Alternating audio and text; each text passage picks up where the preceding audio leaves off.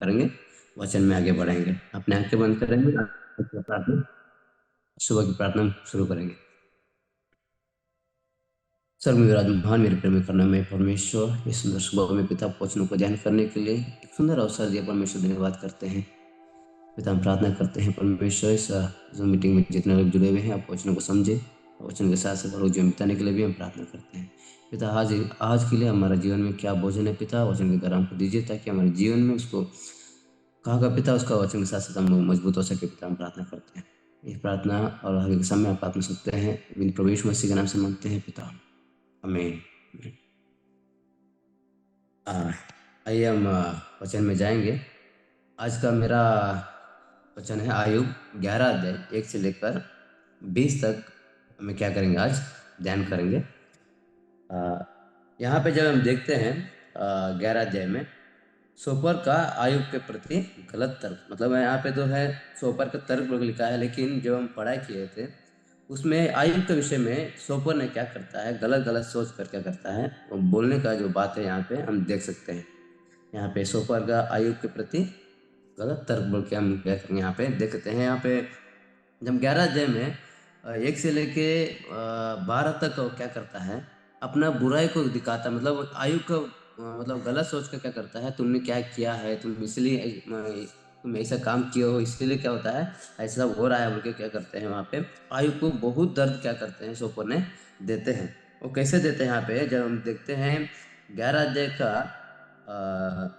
तीसरी बात यहाँ पे देख सकते हैं, क्या तेरे बड़े बोल के कारण लोग चुप रहे, और जब तू टट्टा करता है तो क्या कोई तुझे लज्जित ना करे, वो के आयु को क्या करते हैं, बोलते हैं। मतलब इसका मतलब है तुम अच्छे से बोल लेते हो, मतलब ये नहीं है कि तुम अच्छे हो ना। वहां पे और बोलते हैं कि तुम टट्टा करता रहेगा और तुमको लज्जित कोई नहीं करेगा, क्या बोल के क्या करते हैं, आयु को एक बहुत क्या करता है, चोट पहुंचाने जैसे क्या करता है, गलत मतलब सोच के बोलता रहता है।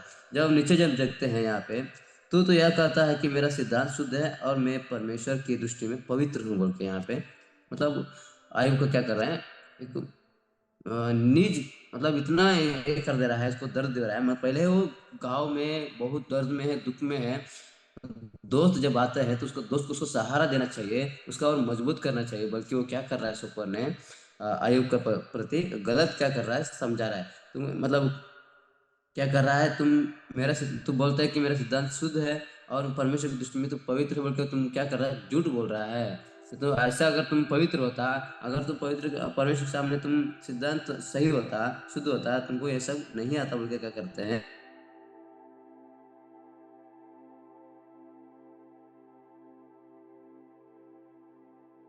कि परमेश्वर स्वयं बातें मुंह खोले और तुम पर बुद्धि की युक्त बातें प्रकट करे कि उनका मार्ग तेरी बुद्धि से बढ़कर है, इसीलिए जान ले कि परमेश्वर तेरे अधर्म के से बहुत कुछ भूल जाता है। मतलब यहाँ पे हमको आयुब को यही से समझा रहे हैं कि भला होता कि परमेश्वर खुद तुमको क्या कर रहा है, समझाए।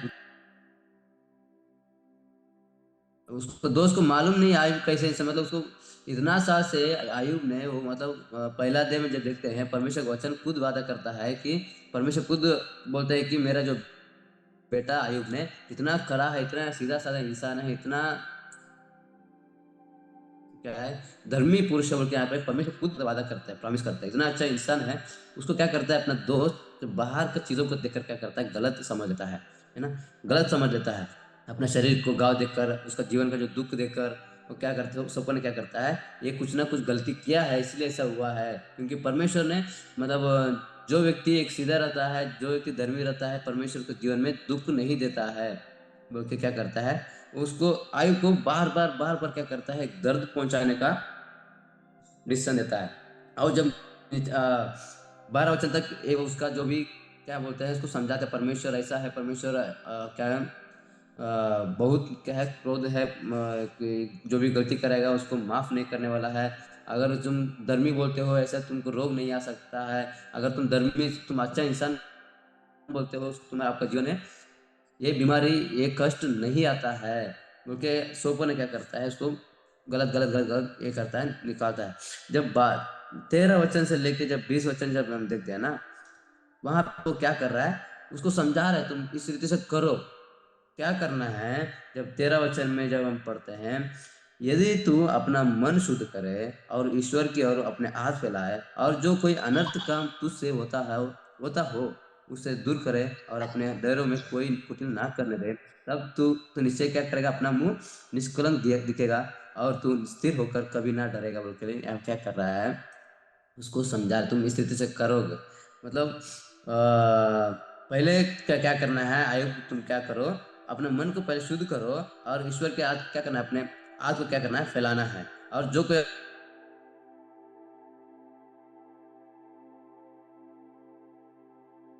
है कि उसको सच में वो मान लेना चाहिए कि वो गलती किया है ना। ऐसे आशीष बदल जाएगा। अगर आपका जीवन अंधेरा हो ना, आपका जीवन में दर्द दे रहा हो, अगर परमेश्वर सम्मुख में आकर आपका हाथ फैलाओगे, आपको गलती को मान लोगे ना, तो वो क्या हो जाएगा, आपका जीवन में जो दर्द है, जो तकलीफ है, वो क्या कर जाएगा, वो दूर हो जाएगा। बोल के क्या करते हैं यहाँ पे आयुब के प्रति वो समझा रहे हैं। मतलब ऐसा जो बातें जो अशोकवर ने बोलता है, वो आयुब के मन में सोच आ सकता है ना। हाँ सच में अगर मैं कहीं गलती किया होगा, मैं क्या करूंगा, परमेश्वर में जाके वो गलती को मान लूंगा, बोलकर आयुब के मन में आ सकता होगा। क्योंकि वो इतना अच्छा से वो क्या कर रहा है, समझा रहा है कि सच में मतलब ऐसा बोल रहे हैं कि सच में वो हृदय में लग जाना चाहिए कि ये आयुब ने गलती किया है, मैं गलती किया हूँ बोल के। जब नीचे जब देख सकते हैं, यदि तू अपना मन शुद्ध करे और ईश्वर की ओर अपने हाथ फैलाए, तुझे आशा होगी, इस कारण तू निर्भय रहेगा और अपने चारों ओर देख देख कर तू निर्भय विश्राम करेगा। तो जब तू लेटेगा तब कोई तेरे डराएगा नहीं, और बहुत तेरे तेरे प्रसन्न करने का यत्न करेंगे, परंतु दुष्ट लोगों की आंखें धुंधली पड़ जाएंगी और उन्हें कोई शरणस्थान ना मिलेगी और उनकी आशा यही होगी कि प्राण निकल जाए। तो देखिए इतना लास्ट वचन जब हम देखते हैं तो परंतु दुष्ट लोगों की आंखें धुंधली पड़ जाएगी। दुष्ट लोग मतलब क्या है, इसको जो विरुद्ध में खड़े हैं ना, वो दुष्ट लोग है ना, वो दुष्ट लोग है। मतलब उसका विरुद्ध उसको क्या है, ऐसा समझा रहा है, तुम ऐसा परमेश्वर समूह में जाओगे तो अपना मन शुद्ध करोगे, अपना गलती को मान लोगे, तो क्या हो जाएगा, आपका आपका जीवन बदल जाएगा। क्योंकि पहला यूहन्ना 1:9 में जब हम देखते हैं, कोई बीच में पढ़िएगा, पहला यूहन्ना पहला अध्याय उसका 9 वचन।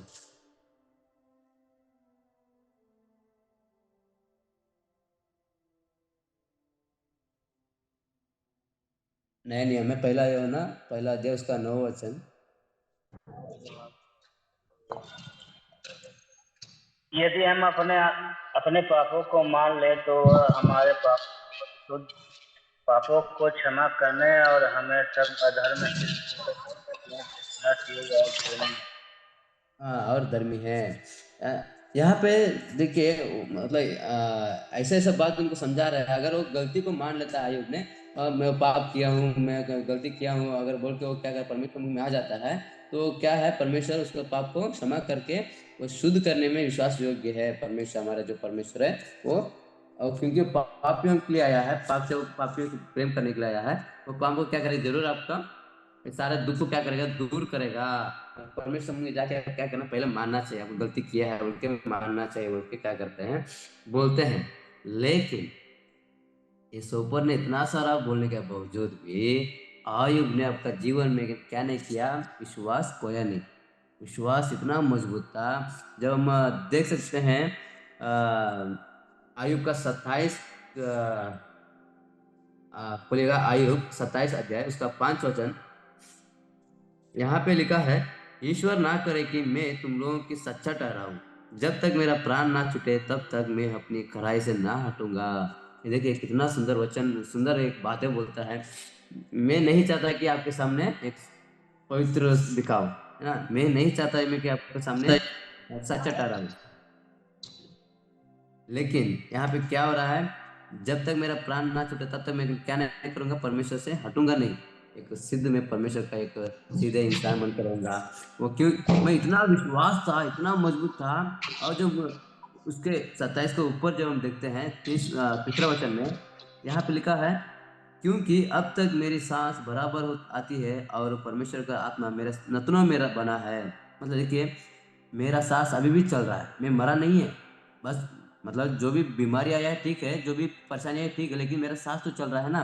जो परमेश्वर ने सांस दिया है उसमें क्या करूंगा, एक मजबूत रहूंगा।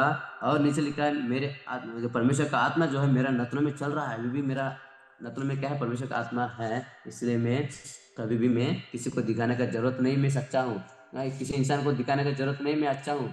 मेरा परमेश्वर, मेरा पिता जानता है मैं कैसा हूँ। बल्कि आयुब ने उस समय भी परमेश्वर को निंदा नहीं किया। उस समय भी परमेश्वर के सम्मुख में नहीं कहा है जाके मैं क्या किया हूँ, पाप किया हूँ, गलती किया हूँ बोल के, है ना। जब ऐसा समय में जब रहता है तो 11 अध्याय में जब पढ़ाई करने के बाद हमको भी कुछ समझ में आता है कि हम भी बहुत बार ना क्या होता है, दूसरों के प्रति अगर वो अच्छा भी इंसान रहता है हम गलत समझ लेते हैं। हाँ? अगर कोई एक मानिए एक चर्च में जा रहा है लड़का, बहुत प्रार्थना करता रहता है, बहुत अच्छा इंसान है। अगर मानिए एक बहुत अच्छा प्रार्थना करने वाला इंसान के जीवन में कुछ थोड़ा सा भी तकलीफ आ जाता है, हम क्या समझ लेते हैं, हम तुरंत समझ लेते हैं कि ये कुछ गलती किया है इसीलिए परमेश्वर ने इसको दुख दिया है। हाँ?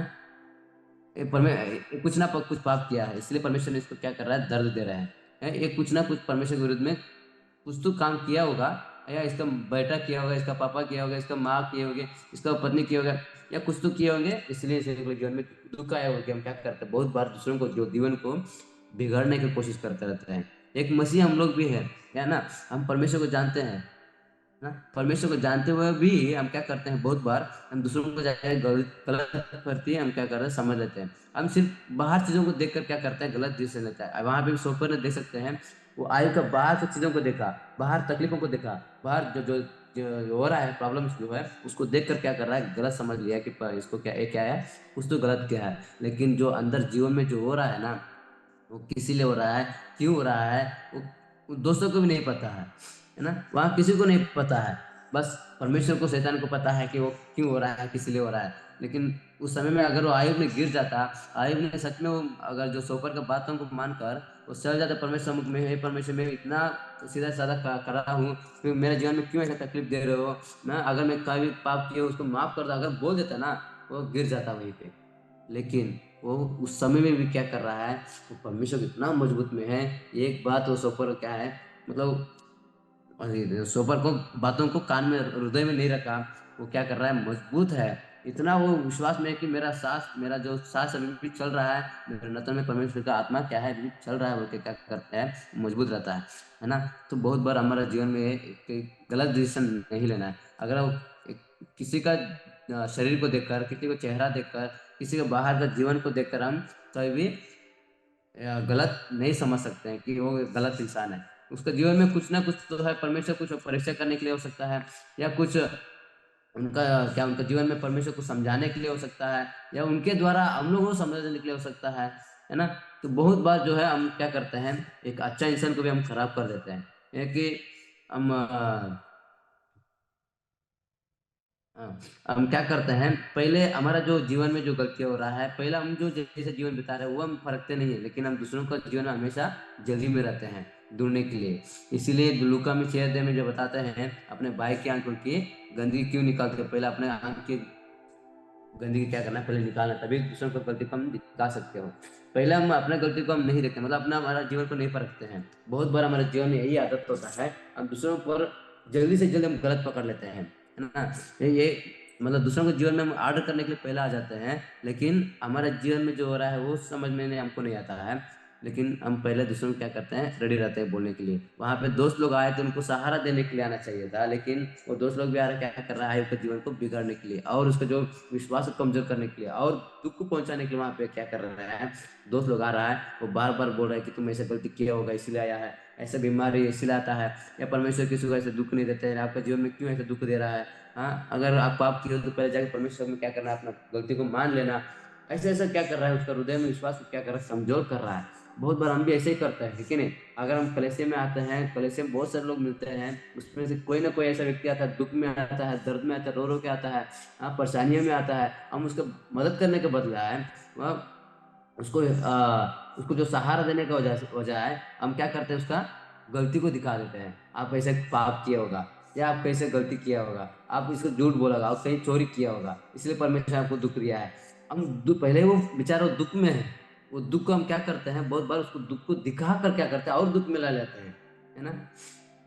परमेश्वर दुनिया में दुख देने के लिए नहीं आया है। वो हमारा यीशु मसीह जो हमारा मित्र बना है, मित्र बनने का मतलब मित्र मित्र बनकर परमेश्वर किसी को दुख नहीं दिया है, हमेशा दूसरों को प्रेम किया है। अगर वो पाप भी किया होगा ना, वो पाप को मिटा देता है परमेश्वर में, वो गलती को हटा देता है, हृदय में नहीं रखता है परमेश्वर में। लेकिन हम क्या करते हैं, नया विश्वासी आता है या कोई हमारा दोस्त रहता है या पड़ोसी में रहता है या कोई भी एक ऐसे व्यक्ति आता है जो दुख में आता है, दर्द में आता है, उसको दुख में और दुख का गलती को हम क्या करता है दिखा के उसको और नीचा कर देता है, चर्च में, कलेसिया में, संगति में उसको नीचा कर देता है। ये लड़का ऐसा पाप किया है, ये लड़का ऐसा स्टाइल कर रहा है, ये लड़का ऐसा व्यभिचार कर रहा है, ये लड़का एक गाली दे रहा है, ये लड़का एक गंदा काम कर रहा है, इसलिए परमेश्वर के जीवन में दुख दे रहा है, इसलिए इसके जीवन में दर्द दे रहा है। क्योंकि क्या करते हैं हम लोग, उसका जीवन को और दिखा देते हैं। ये गलत है। हम कभी भी बाहर का जीवन को देख के हम गलत कभी भी नहीं सोच सकते हैं। उसका जीवन में कुछ ना कुछ कारण हो सकता है, परमेश्वर आगे जीवन हो सकता है। परमेश्वर परमेश्वर उसका जीवन में आशीष देने के लिए हो सकते हैं। परमेश्वर दिन में उनका जीवन से हम लोग को सीखने के लिए मिल सकता है। इसलिए परमेश्वर वहाँ पे तकलीफें देते हैं। तो आयु को जीवन में कुछ समझने के लिए क्या है, परमेश्वर वहाँ पे एक परीक्षा करने के लिए वहाँ पे दिया गया था। लेकिन आयु ने कभी भी गिरा नहीं है। हमको भी बहुत बार लोग जो है हमारे जीवन हमारा विश्वास को लेके बहुत लोग क्या है गलत बोलते हैं, तुम आपका जीवन में कुछ गलती किए हो इसलिए ऐसा आपका जीवन में कष्ट आ रहा है, बीमारी आ रहा है, बार बार तबियत खराब हो रहा है, बार बार आपको पैसा का दिक्कत आ रहा है। हाँ, आप कुछ किए होगा गलती इसीलिए ऐसा हो रहा है बोल के। लेकिन हम कभी भी हमारे विश्वास में गिरना नहीं चाहिए। जैसे आयुब ने एक मजबूत में खड़ा था, एक स्थिर था, खड़ा था, मतलब हमारा वो जीवन हमारे जीवन में होना चाहिए। हाँ, मजबूत होना चाहिए, है ना। ये कभी भी हम कोई भी अगर हमसे आके बोले आप कुछ गलती किया हो, परमेश्वर आपसे प्रेम नहीं करता है, परमेश्वर आपसे दूर चले गए हैं, परमेश्वर आपको जीवन में काम नहीं कर रहे हैं, ऐसा कोई बोलेंगे ना, हम कभी भी उसका कान में नहीं लेना है। हमको पता है मेरा जीवन कैसा है, परमेश्वर को पता है मेरा जीवन कैसा है। वो परमेश्वर के ऊपर विश्वास में मजबूत होना चाहिए। वो अयुब ने बता रहा है, मैं किसी का दिखाने का जरूरत नहीं है ना, मैं किसी का दिखाने का जरूरत नहीं है, मैं कैसे जीवन बिता रहा हूँ। और बताता है कि इसीलिए वह उन्हें छोड़कर, हाँ, उनके लिए उनके सब मार्ग करुणा और सच्चाई है। और यहाँ पे लिखा है, हाँ, यहाँ पे लिखा है ईश्वर ना करे कि मैं तुम लोगों को सच्चा कह रहा हूँ, जब तक मेरा प्राण ना छूटे तब तक मैं क्या करूंगा, अपना खराई से ना हटूंगा बोल के। वैसा जीवन हमारा होना चाहिए। चाहे जो भी हमारे जीवन में आकर हमारी गलती को दिखाए या हमारा बार बार बोले कि आप कुछ पाप किए हो, गलती किए हो, इसलिए आपको पता है आपका जीवन में दुख पहुंचा रहा है, दर्द दे रहे हैं, वो क्या हम कोई भी बोलेगा ना, हम कभी भी कान में नहीं लेना है। हमको पता है, हम विश्वास में है, हम कैसे जीवन बिता रहे हैं हमको पता है, परमेश्वर को पता है ना, कोई किसी इंसान को पता है ना। तो भैया किसी को दिखाने का जरूरत नहीं है। हम इसमें आज आयु के 11 अध्याय में हम यही सीखे हैं। ऐसे लोग जो है बहुत सारे लोग हमारे जीवन में आते रहते हैं जाते रहते हैं, लेकिन हम उसका बातों को कान नहीं लेना है। परमेश्वर को पता है, हमारा हमको पता है हमारा जीवन कैसा है, उसमें आयु के जैसे हम क्या करेंगे, मजबूत रहेंगे। परमेश्वर से हम कभी भी इनकार ना करें, परमेश्वर को एक कभी भी मतलब परमेश्वर के विरुद्ध हम कुछ बोले नहीं। हमारे जीवन में क्यों तकलीफ दे रहे हैं, हम क्या गलती किए हैं, क्या पाप किए हैं, हमसे प्रेम नहीं करते क्या, परमेश्वर को नहीं बोलना है। तो परमेश्वर जरूर हमारे जीवन में आशीष, आयु को जैसे जी आशीष देते हैं ना, वो आशीष हमको हमको भी क्या होने वाला मिलता है। हम जब स्थिर रहेंगे तब, तो है ना, परमेश्वर वचन को आशीष करें, हम आगे समय हम सर को देंगे।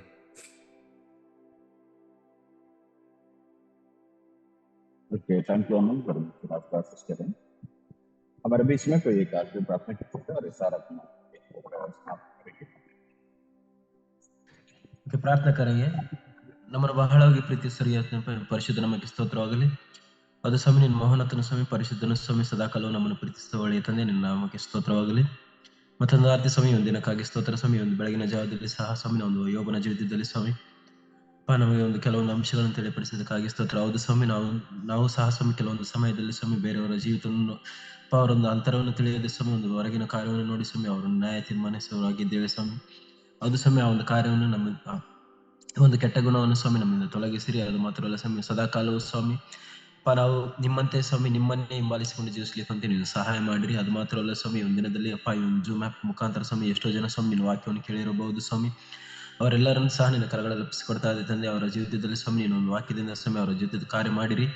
ಅದು ಮಾತ್ರ ಅಲ್ಲ ಸ್ವಾಮಿ, ಈ ದಿನದಲ್ಲಿ ಸಹ ಸ್ವಾಮಿ ನೀವು ನಮ್ಮ ಜೊತೆಗಾರನಾಗಿದ್ದು ಸ್ವಾಮಿ ಈ ಒಂದು ದಿನವೂ ಪೂರ್ತಿ ನಮ್ಮನ್ನು ನಡೆಸಿರುವುದಾಗಿ ನಿಮ್ಮನ್ನು ನಾವು ಪ್ರಾರ್ಥಿಸ್ತಾ, ನಮ್ಮನ್ನು ನಾವು ತಗ್ಗಿಸಿಕೊಳ್ತಾ, ನಿಮ್ಮನ್ನು ನಾವು ಹೆಚ್ಚಿಸ್ತಾ ಯೇಸು ಕ್ರಿಸ್ತನ ಹೆಸರಿನಲ್ಲಿ ಪ್ರಾರ್ಥನೆ ಬಿಡಿಸೋರಿಗೆ ತಂದೆಯವರೇ, ಆಮೆನ್.